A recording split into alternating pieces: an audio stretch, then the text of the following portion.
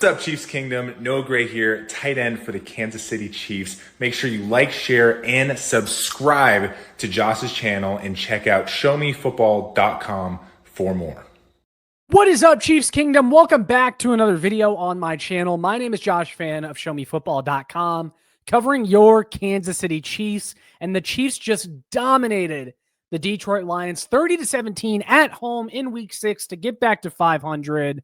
Much needed win for this Chiefs team. I'm going to be breaking down everything from this game, all that and more right after this.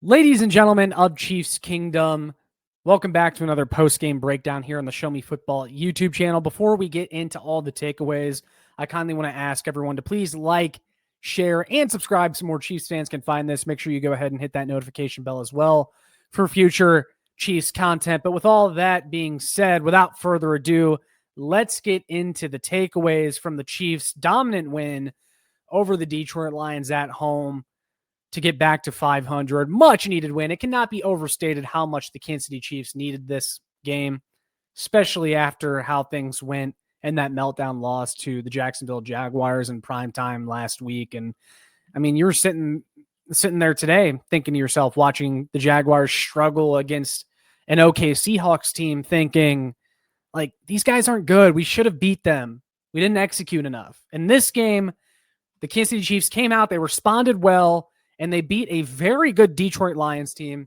Granted, they're dealing with some injuries right now, but who isn't at this point? Who isn't, 100% right now? Who is 100%? But the Kansas City Chiefs absolutely laid it on to one of the best teams in the NFL, and they just need that, man. They need the confidence boost from this game. They needed a pick-me-up type of performance to really get themselves going. And also, I called this a must-win. I got some pushback in the most recent video I dropped right before the game reacting to the update on Josh Simmons, starting left tackle, who the Chiefs were without tonight. And I got some pushback calling this a must-win game, but you just really cannot afford to be 2-4 heading into a stretch that includes the Washington Commanders, Buffalo Bills, and Indianapolis Colts. So this was a massive win. You needed it. Cannot be overstated. But let's get into the positives, man, because there's a lot of them as opposed to last week. I'm excited to talk about these things with you guys. But the first note that I wrote down, first and foremost, the offense continues to look good. They put up 30 again in this game. This team is consistently scoring right around or at 30 points, which is just a breath of fresh air from the last couple of years where this team just could barely get to that number, and they just were incapable a lot of the times. But the Kansas City Chiefs offense is back. This is what Kansas City Chiefs football is supposed to look like, guys. An offense that can get whatever it wants against you, which the Chiefs were able to do for most of the night. 355 total yards, 243 passing, 112 rushing, average 5.7 yards per play. Still some small execution things here and there to clean up, and the Chiefs were nowhere near perfect tonight, only 4 of 10 on third down. You expect that to get better.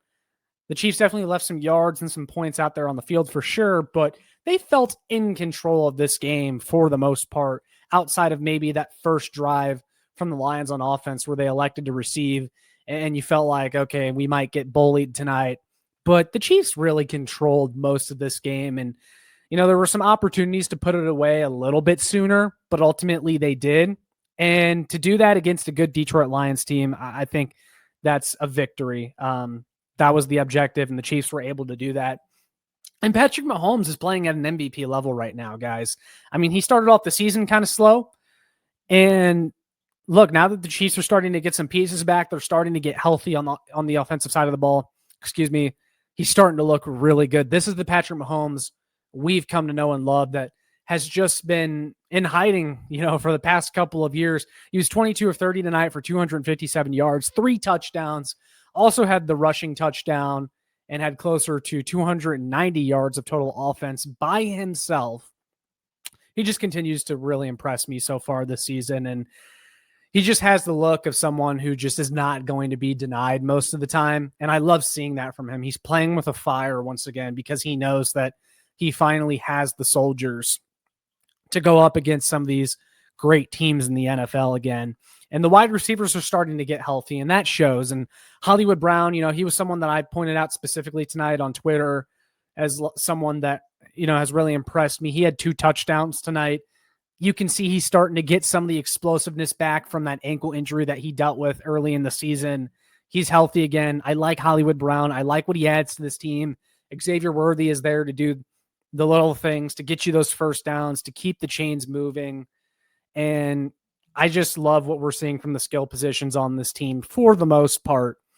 And the Chiefs are continuing to find success running from under center, which I think is a really good thing. The run game has struggled for the most part of this season, and it really hindered the offense. But the Chiefs had over a 70% success rate in this game running from under center. And I understand it's not what Andy Reid loves to do. And I understand that, he wants to run some of those stretch plays. He wants to run outside zone, but Pacheco's not good at it. And we'll get into that a little bit later. But both Kareem Hunt and Isaiah Pacheco running from under center is successful. It's worked now multiple weeks in a row. And yeah, they rushed for 112 yards tonight as a team. Granted, Patrick Mahomes had 32 of those yards, and we'll get into some of that in the negatives for sure. I think you guys already know what's coming there, but definitely want to stick with the positives for now because, this game as a whole was a huge positive. And I'm just really, it's a breath of fresh air because I really wanted to talk about the positives from last week. I wanted to highlight those more, but as I said in my Jaguars post-game breakdown, it's just the results overshadowed all the good things we saw. But man, this offense is back. This offense is back. And the great news, guys, the great news stemming from this game is that the offense looks good. They're moving the ball at will. Patrick Mahomes is playing like an MVP, and they don't even have their wide receiver one yet. Rashee Rice is finally back. Guys, they're getting Rashee Rice back. This offense is getting Rashee Rice back, and that has to be music to everyone's ears because I think this Chiefs team, we could see, I'm not going to say that the offense could be 2018 level, but they're going to put up some points once they get Rashee Rice back. And also someone that I didn't mention yet, Travis Kelce, who was their leading receiver tonight. Again, this is the role that you want to see him in when he doesn't have all the weight on his shoulders of the offense, and he can just be there on third down, or he can be there as a security blanket when Mahomes is trying to make something happen on the fly. And he's just much more effective that way. And you're able to take him out and play Noah Gray a little bit more. And I thought Noah Gray, looked a lot better tonight than he has for most of the season outside of one play where he was asked to block Aiden Hutchinson, which you guys probably know the one I'm talking about. Yeah, that's not a matchup you want, but that's more on the coaches than Noah Gray, although Noah Gray probably needs to hit the weight room after that game for sure. But yeah, I also love the aggression from Andy Reid early in this game to go for it on fourth down. Andy Reid has tended to be spineless in a lot of those situations where most coaches were going for it, but I love the awareness from Andy Reid, knowing that you're going up against a Detroit Lions team with Dan Campbell, who loves to go for it, who is going to pull out all of the stops in the red zone. You needed to match that aggression against a team like this, and Andy Reid knew that, and maybe his kicker not being very good has something to do with that decision-making, which, again, we'll get to in the negatives for sure.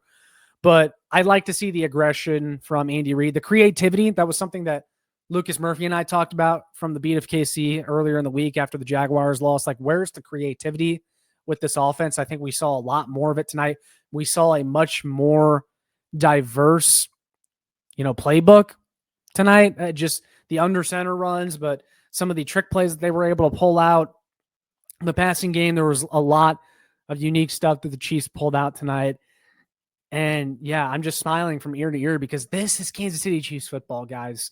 This is what it's supposed to look like. They're supposed to be able to score 30 points on any given night. And they did it against a Detroit Lions team that, look, I understand they're missing some pieces. But what I've said before is that in the past couple of years, the Kansas City Chiefs went up against a lot of beat-up defenses or bad defenses.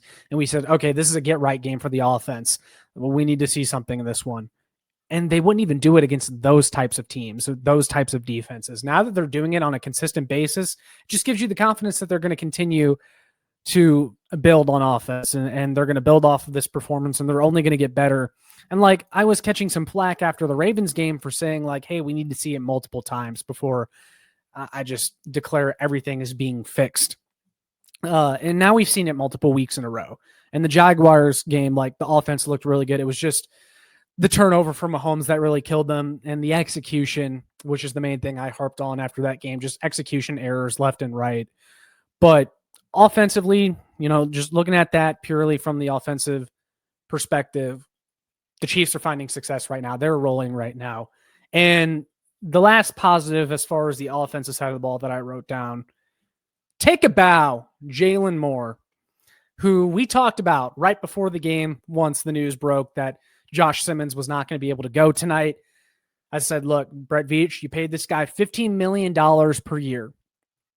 We need to find out why. We need to justify that contract.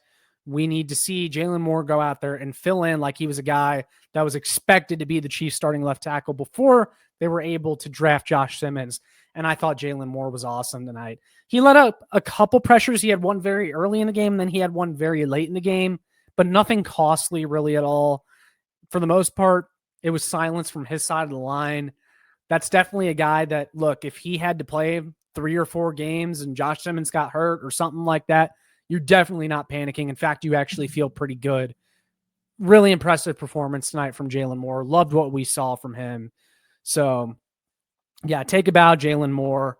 That's why you build depth on the offensive line. So, I was critical of handing out that contract to a guy that wasn't starting on this offensive line, but it was more so because, you're paying him that amount of money and we're not really getting to see him. And it just kind of felt like, you have other weaknesses on this team. Pass rusher, that money could have gone towards a pass rusher or a running back even. It went towards a swing tackle instead. It's a little bit of a rich contract for a guy that doesn't really play in most games, but I think he really earned his money tonight because what was the alternative if you didn't sign him? Wanya Morris? That could have been a disastrous, matchup that ended up costing you a game like this. So, I kind of rescind my comments on that, I suppose, and I give Brett Veach a pat on the back. It was good to have Jalen Moore on this team for tonight. And then looking at some of the positives on defense, I mean, look, guys, not everything was perfect on defense, but you held the Detroit Lions, a team that was averaging 40 points a game on offense coming into tonight, and you held them for 17 points. Look, there's going to be things to nitpick, and I'm going to talk about some of that in the negatives for sure, but you held the Lions to 17 points. And the Lions were mostly healthy on offense outside of the offensive line. And despite the offensive line being injured, they actually kind of manhandled the Chiefs defensive line, which again, we'll get into in the negatives for sure. But you held them to 17 points. I thought the linebackers were awesome. Nick Bolton, Drew Tranquill, Leo Chanel. Leo Chanel, that was a guy that I found myself saying multiple times tonight, they cannot let him go in free agency. I mean, he just does so much for this defense. He was flying around tonight. I thought Chamari Connor had a really big bounce back game after struggling mightily against the Jaguars. Now, he did allow the touchdown catch to Sam Laporta, but that was just an amazing catch by Laporta, honestly. Like, it was good coverage by Chamari Connor. It was just a great play made by a great player. But outside of that, I thought Chamari Connor had a huge bounce back game. Finally, we saw Noel Williams, more of him than we saw against the Jaguars. Steve Spagnuolo talked about earlier in the week how he tried out a different personnel package last week that didn't really include Noel Williams. I think he realized he made a mistake there. We saw a lot more Noel Williams tonight. And I just love how he really makes the wide receivers work for every single catch when he's in coverage. I mean, he's very sticky in coverage. I think Brett Veach might have found another gem in this secondary because Noel Williams is just really exciting. And he was a big part of why the defense played really well tonight. He was on Amon-Ra St. Brown multiple times and did a really good job.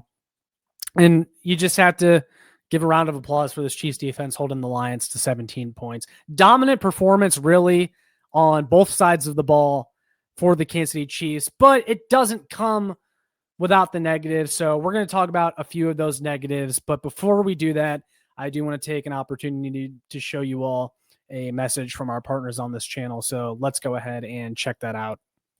Ladies and gentlemen, if you guys have not heard of W Energy, then you are absolutely missing out right now, as W Energy has taken the energy drink market by storm with their new unique flavors and jitterless energy blend. W Energy is a powered energy drink that replaces other inferior caffeine beverages. It contains zero harmful chemicals, zero fillers, zero artificial colors or dyes, and no proprietary blends. The star of the show is their coffee fruit extract, which helps you focus without the jitter or crash of other energy drinks out in the market. If you're like me, I've relied on caffeine to get me going about my day in the past, but thanks to W Energy, I now have a new, healthier alternative. And not only that, but it tastes absolutely amazing. They just sent me their new Japanese yuzu flavor, and it's got that sweet citrus fruit taste. It's one of the better tasting energy drinks I've ever had.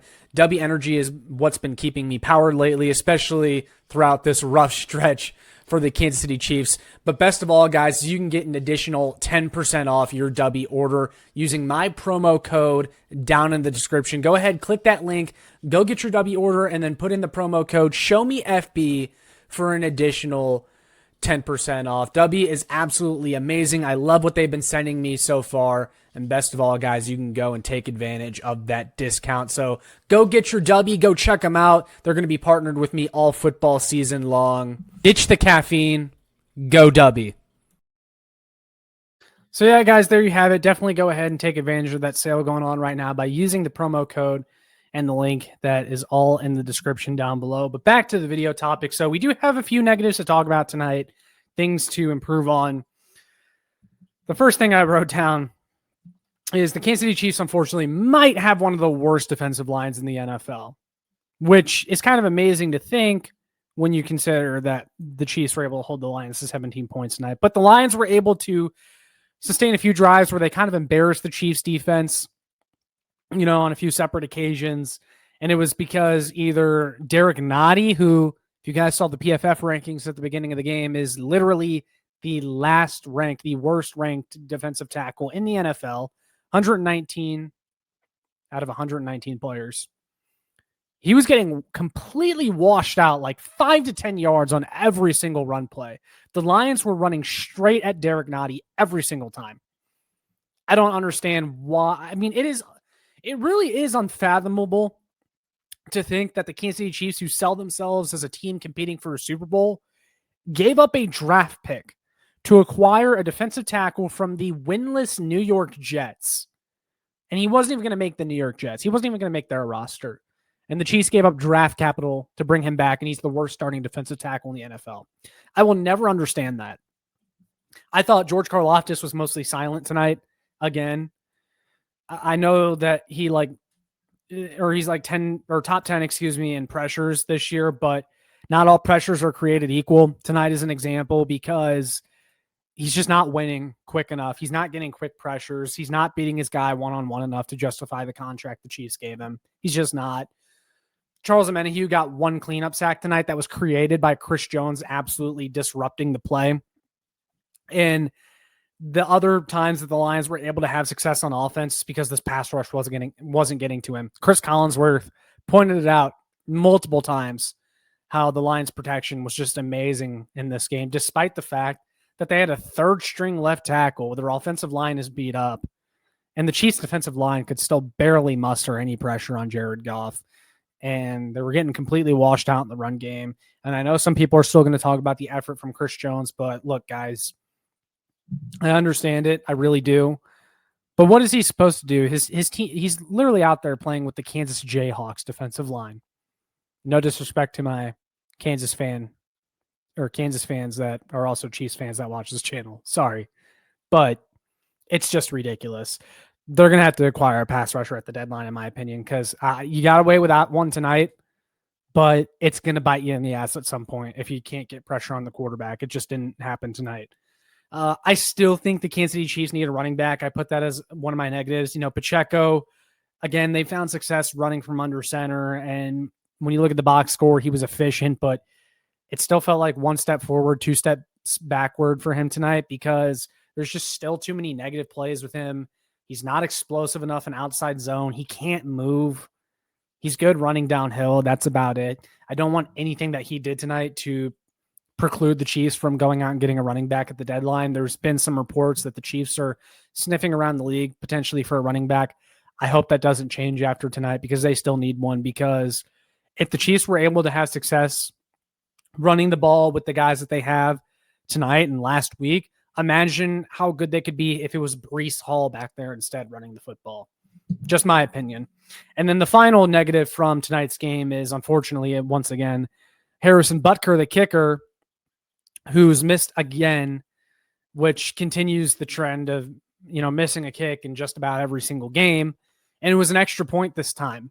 Just not even close. It was one of his worst kicks maybe ever. And I saw people on the timeline tonight saying like, hey, Harrison Butker might be cooked. Like this might actually be a problem now. And I've been saying that because I've mentioned multiple times how my concern with Harrison Butker is that a lot of times with kickers, guys, it just kind of ends. Like they're good and then they're bad. And you don't really get a warning and they just start missing kicks. And I fear that's where we're at with Harrison Butker, where he's just lost it. And once you lose it, you don't really get it back as a kicker. And I know some people are hanging on to the hope that he has the yips, but like you looked at that extra point tonight, guys, like the kicks are getting less and less accurate.